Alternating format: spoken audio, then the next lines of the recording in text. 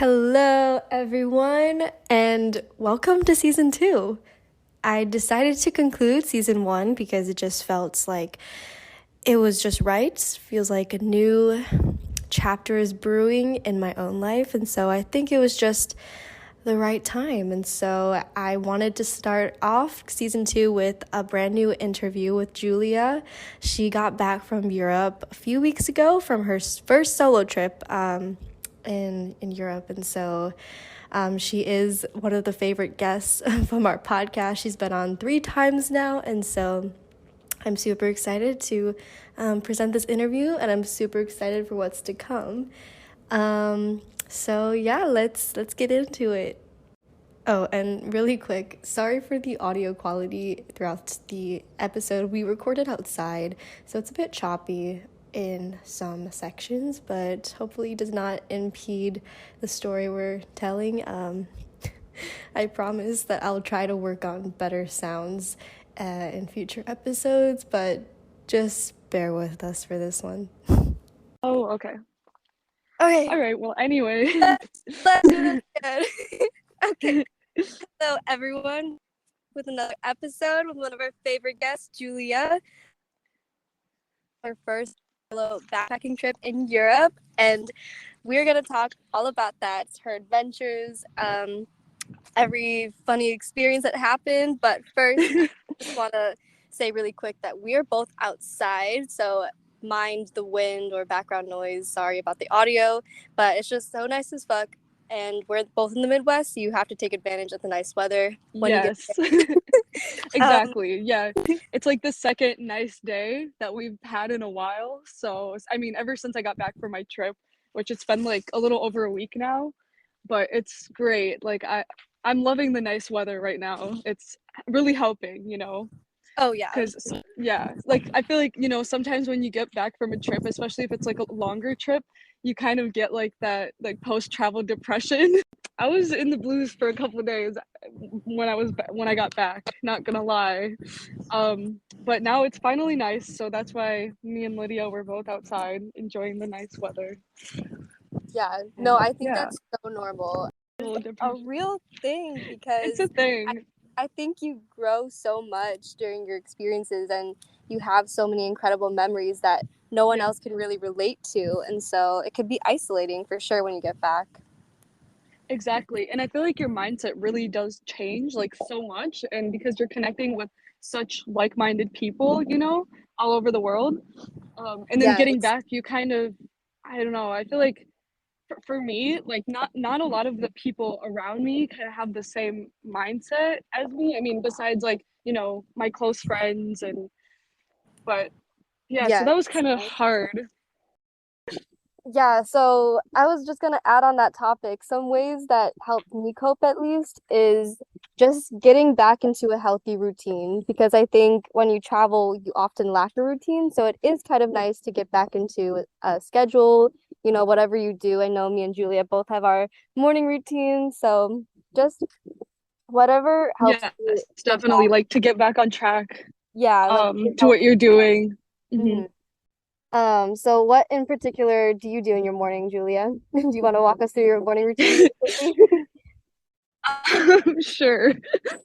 So, basically, well, I was really excited to, so I always have a matcha latte like every morning. I know that sounds like very basic, but they didn't really have like a lot of matcha lattes like in Europe. Like it was a lot of like coffee. Like I drank a lot of like cappuccinos and Yes. like espresso and just like a lot of coffee, especially in Rome, and it was super cheap. It was like €1 and 50 cents, which is like insane. Like at a like we had like this hostel bar that had really cheap coffee and pastries, and so I would sometimes get a coffee each morning, but usually I'm a matcha person.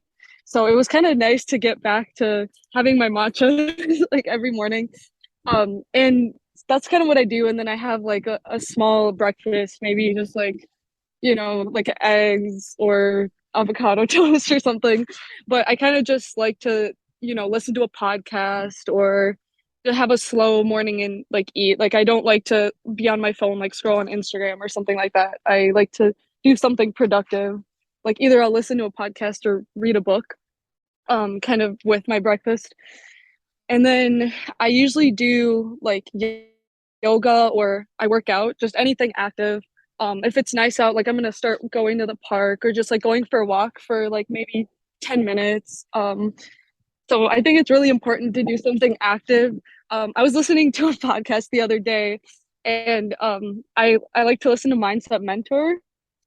That's his like Spotify name, and he said it's really important to do something for your mind, body, and soul each day, like each morning. So I kind of try to stick to that, like something for your mind, like podcast or book, your body, anything active, yoga, running, lifting, and then the soul. I mean, I think that all kind of ties in together. I forgot what he said for like something for your soul, but maybe just like, oh, I think it was like journaling, like keeping a journal or um like meditating Mm, and just kind of like showing gratitude for your day. Um I also so highly or yeah. recommend dance parties. That always gets me in the best mood to Yes, start the day. definitely. Yeah, whenever like nobody's home, I still live with my family, but whenever no one's home, I do dance parties like every time. Whenever there's no one home, I just put on music and just yeah, like sing my heart out and dance. Yep. Yes. You have never done a dance party, like your own personal concert. Please do one. Like no one is Yeah. watching is the most freeing thing. But anyway, back to Yeah. traveling. So how much of a morning routine were you able to have when you were traveling, if any? Honestly, I barely had one. Like it was nothing compared to like my regular routine back at home. Because I would just kind of wake up in the morning and just brush my teeth, just wash my face, all that stuff. Um, and then right away I would like either I would go get breakfast with like my roommates, like at the hostel, or sometimes I would just get breakfast by myself because I'm one of those people that like needs a balance with I love people but I also love my alone time. So Yeah. depending on the day, I would get breakfast by myself or with people, and then like right away after that I would either go do stuff like on my own or like with the friends that I have met. But it was not the same type of morning routine at all that I have at home.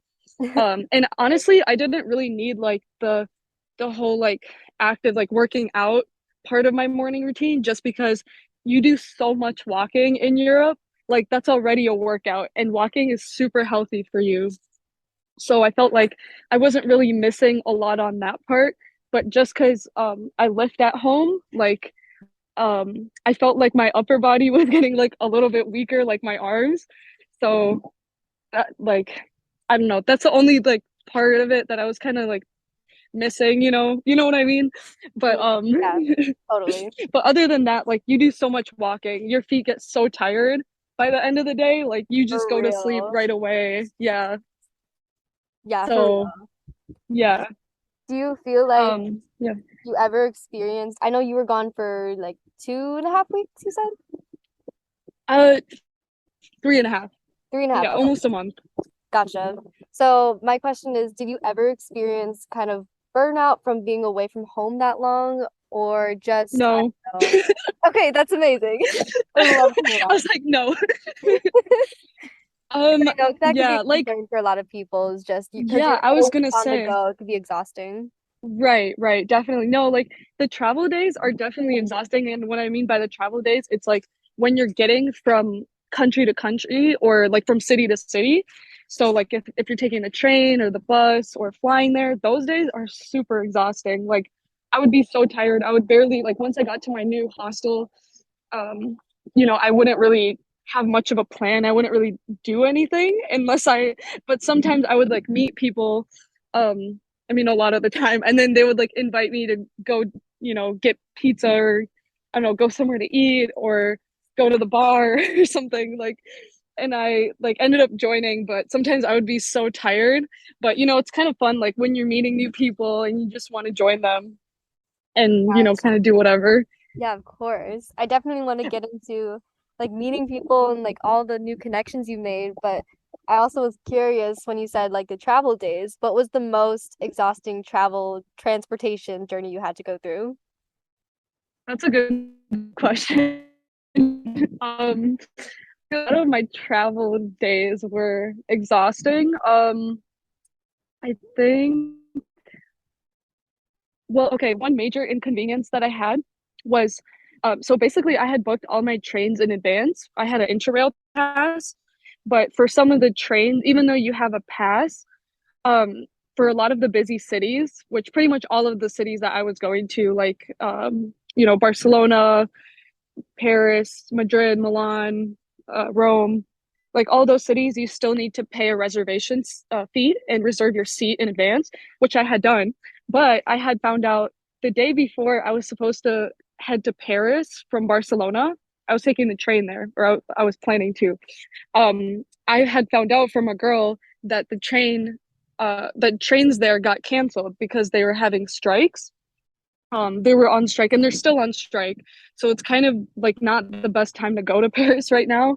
And it wasn't really the best time like when I was there. But I mean, although it was fine, but it was just such an inconvenience because I had to book a last minute flight because I had all my hostels booked already and I didn't really want to go through the hassle of, canceling them or like extending and all that stuff. So I just ended up booking a last minute flight.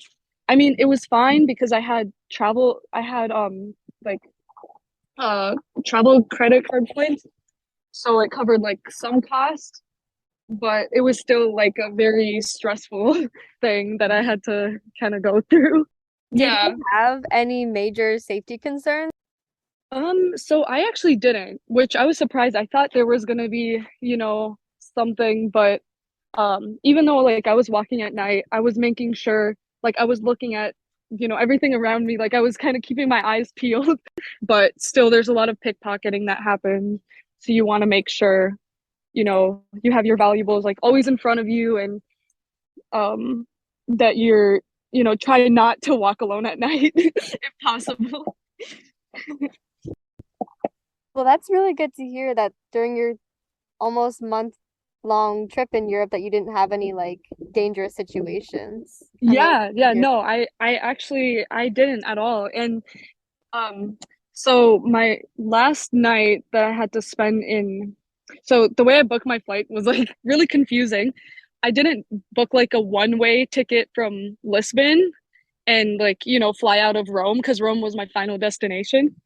But or maybe I should tell people like where I went because otherwise it's gonna be Yeah, take confusing. us through the whole itinerary. But yeah, so my itinerary, so I flew into Lisbon, and then I took a train to Porto. Then I flew to Madrid. Then I took a train to Barcelona. Then I had to fly to Paris. Yeah, Paris. And then I took a train to Milan and took a bus to Rome. So, that was from Rome. I had the mistake of buying round trip tickets from Lisbon, which don't do that if you know that, like, if you know your final destination ahead of time, don't buy round trip tickets from your first, like starting point, if that makes sense, because that's such a hassle. Like, but Yeah. now I know, I like, I went through that, so now I know, like, but at the because I didn't know exactly like which countries I'm doing, which cities. Um, and so I just wanted to like make it easier, I guess, at that point in time, which make ended up making it way harder like in the end, but that's why I bought round trip tickets. So So was yeah. Portugal your favorite country? Yeah, yeah, I think it was. Definitely Portugal and Italy. So it's kind of hard to choose, but I would say if I had to choose, like Portugal would be my favorite country that I visited. Love that. Oh, I can't wait to go to Portugal one day. Yes, you should. Like, I think it's such an underrated country, like, which is kind of a good thing, like, because not as many tourists come there. So let's keep it that way, but it's amazing. Like, yeah, you have to visit. What was some of your favorite experiences or memories in Portugal? I think a lot of it is a lot of it has to do with the people that I met at my hostel. So the hostel that I stayed at was called Good Morning Solo Traveler, and it was like the best, I think the best hostel, well, definitely one of the best hostels because I've stayed in like quite a few really good hostels. But I really loved that hostel in particular because it was just so extremely easy to meet people. So they had like this lounge area which had like I think like three couch no like two couches and just like some lounge chairs, and you got free sangria every day, and you could have purchased like the all-inclusive option as well, which gives you like three meals and then also like unlimited beer and sangria. um but I didn't do that option. I just did the free breakfast and like they give you like a free sangria every day. But that just makes it so easy to meet people just because, and I'm not saying because it's like alcohol or anything, but it's because everybody goes, so from like I think 5 to 7 in the evening, everybody goes to like the lounge area. And so like, there's so many people there, and like we're like playing cards, like, you don't have to like drink if you don't want to, of course, but it's just because there's so many people there, and like it's so easy to meet people, and just really fun. Like it's a very very social hostel. And then after that they have bar crawls, like I think almost every day or every night. Um, so that was a lot of fun as well. And we would so like on my first night, like I met so or my first day, I met so many people, and then the next day we went on a train together to Sintra, and Sintra is like a really cute town. It has a castle. It has like the famous, I forget what it's called, but it's like this yellow and orange um castle, and it's really cool to just like explore around. There's also like a really beautiful park with really interesting trees. Um, and yeah, so and I think that city of Sintra, it's only like 40 minutes by train from Lisbon. So it's really nice day. We went to the Belém Castle, which is like, of course, another castle. It's right on the coast. Um, so it's really nice because there's like an ocean, and then there's like this huge castle, and you can go inside if you want to. Um, and yeah, and then me and this girl that I met at the hostel, we also went to Cabo de Roca, which is like the most western point of Europe, and it's just like this like right on the coast, and there's like a lot of it's like cliffs, full of like cliffs and rocks and like beautiful greenery, and just the color of the water, it's like really beautiful, like turquoise. And we went there when it was like super rainy and windy, so it was like not the best time to go there, but we still had so much fun. But we came back like we were just like soaking wet, like our hair would it looked like we had taken a shower or something, but it was still a lot of fun. That all um sounds so yeah, amazing. yeah. A lot of fun memories. Yeah, and it's also nice when you meet so many people. Like when we went to the Belém Castle, I think there was like 10 of us, and we ended up just taking like a Uber, which only cost us I think like $2 per person to get to the castle. So, that's a nice like plus of meeting a lot of people. You can save money instead of Yes. having to, pay like way more for just like yourself and one other person for Oh Uber, yeah. Yeah, whatever it is. Yeah. so you said your favorite city was Lisbon? So I also went to Porto. Right. And I think actually I want to say like Porto was my favorite city.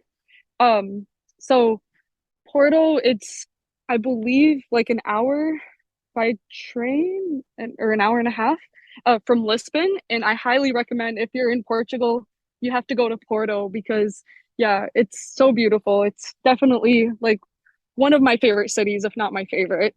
Um, so there's like this river that it's called the Douro River, and there's like mountains or like hills, I would say, like yeah, hills, and there's these like little colorful houses that sit on top of the hills.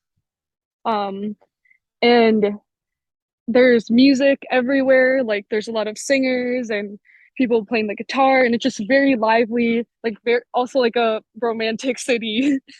Um, and How yeah, would it's you just I just love compare the vibe. Like, how would you huh? compare What Lisbon did you say? to Porto? Um, so Lisbon is more like city vibes. Like it's more of it's like a bigger city where I think um a lot of the people that live in Portugal live in Lisbon.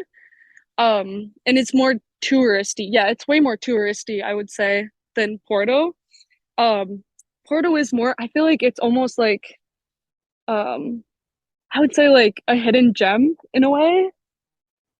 Like um at least when I was there, but of course I was there in March, so it's probably like way busier and way more packed with tourists like now or like I don't know, in closer to the summer, it's gonna be like super busy, but it was just so like it was also like a really nice transition from being in like a really social like hostel and like being with people every day and like socializing all the time to being in like in Porto, which was more like a low key, like just a more relaxing place.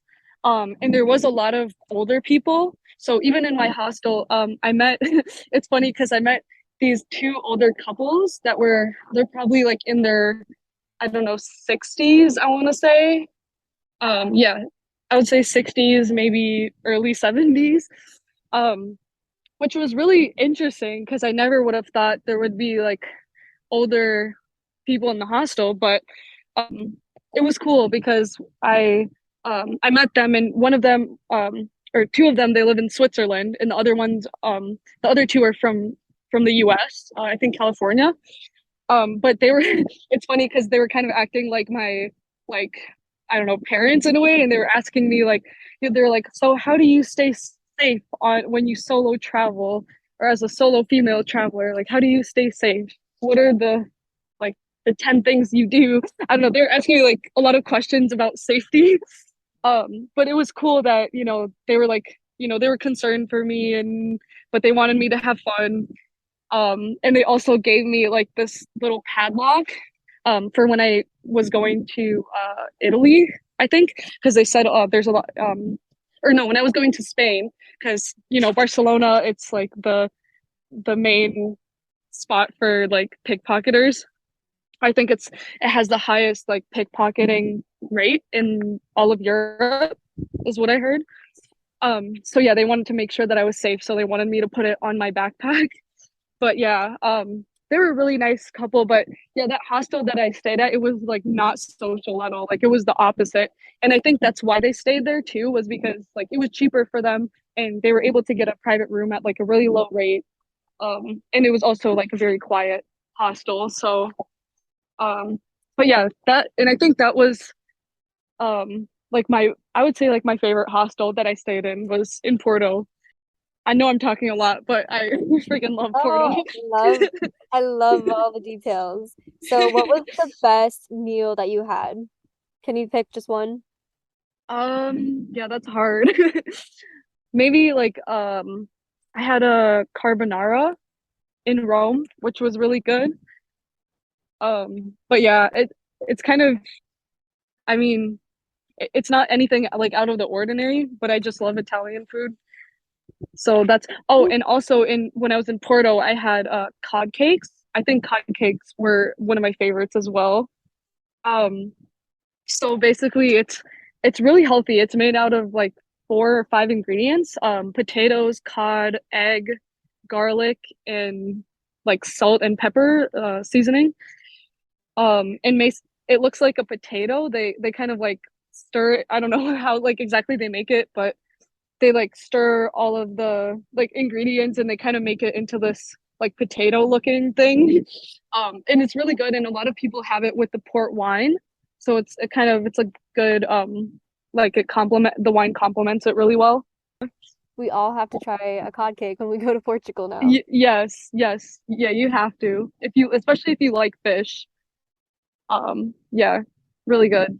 Awesome. Okay, so I want to know who you met. Do you have like any lifelong friends now? Anyone you want to stay in contact with? Um, I'm stay like I know I'm staying in contact with like a lot of people that I met. Like I- it's hard to say just like one person in particular because like I've just met so many people, and it's also that I've been in like every city I only been in for like a short amount of time, so it's hard to make like super I don't know how to say it, like super like deep connections, if that makes sense. Right. Because I've only known everybody for maybe like a maximum of like 2 to 3 days. I mean, in some countries like Portugal, I've stayed for like about a week, but I kind of spent my time in both cities, like Lisbon and Porto. Um, but I had plans like with this one girl that I met in Lisbon to go to New York, or like to meet in New York, because I've never been to New York City before, like outside of the airport. So we were thinking about like traveling together and things like that. That's And then yeah, and everybody like been saying like, oh, if you're ever in Germany, like let me know, or if you're ever in Brazil, let me know, or like Argentina, or like all these different places, which is really cool. So it's like I have I would have like a place to stay, which is like an amazing benefit of like meeting people all over the world too. yes, definitely the connections you make are so special. Yeah. So to wrap everything up, it's really windy, sorry. What are some like new insights that you have about yourself, about traveling, about like the world, like just any lessons that you want to share that you learned on this trip? Yeah. I think, yeah, there's so many. I think it just like opened my like view so much, and just like I became like a way more open person, um just to like people, to the world, to just more confident and brave, because and I think one of the things actually is, in the future I know I want to live abroad, like for whether it's like for a year or like 6 months, or who knows. But I Yeah. know that's something I want to do for sure, because I'm like just like in love with Europe, and I think, I don't know, there's so many things about it that are just amazing. um and it's just, I feel like everybody's just living their life, like so many people, even though sometimes it's hard to believe that they even have jobs, but I'm sure they do, but it's like they actually live, and it's there's a lot of like values and things that I agree with um in Europe. So I definitely, that's something that I want to do, is like go there for an extended amount of time, and take more solo trips, of course. And I'm just like way more brave to like book a one way ticket now and just kind of see like where it takes me. I think that would be like an amazing thing to do in the future. Because at first I was like really nervous about like doing this trip, and a week before, like I was getting so stressed out, and I didn't think, I was like, I don't know if I could do this. Like I was just thinking to cancel everything,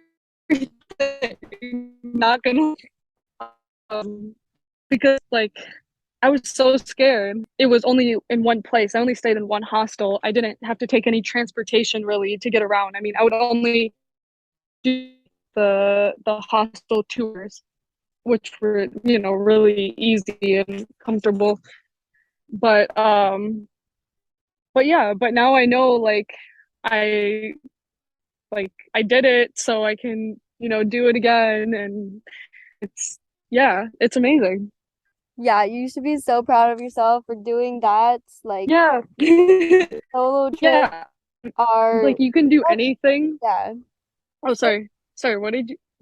I was just gonna say solo trips are something to be so proud of because so many people say they will do it, but it actually takes a lot of guts, I think, to do it and get out of your comfort zone like that. And you did it, Definitely, and 100%. I love that you want to do it 100%. now. Yeah, and I think when I got back to Minnesota and I was here for like a couple of days and even now I feel it's kind of like hard for me in a way of that I'm kind of back to my comfort zone and now like something that I learned about myself is that I hate like being in my comfort zone. So I always like want to do something to get out of my comfort zone, and it doesn't have to be like just travel based, but just in life, I hate staying in one place for a long time. So, yeah, that's something I learned about myself too. And just, yeah, that I'm like way more brave. And I think also I realized that, like I wanted to do this, I did it. And so I think anybody can create the life that they want and do what they want to do. Um, they just have to take those steps to do it and take action. Because nobody is gonna do anything for you. There's not like a magic, like a fairy or something that's gonna like blow some fairy dust and you're gonna be in the place you want to be or do the thing you want to do. So you have to take action. I think that's another important lesson that I learned. Yes. Well, thank you so much for sharing, and I can't wait to see you in person again. And Yes, can't wait for your next solo trip. yes, definitely. Looking forward to it. Yes. And this is your sign to go on your own solo trip if you're listening. Yes, do that solo trip. Do it. Okay. Yes. Amazing.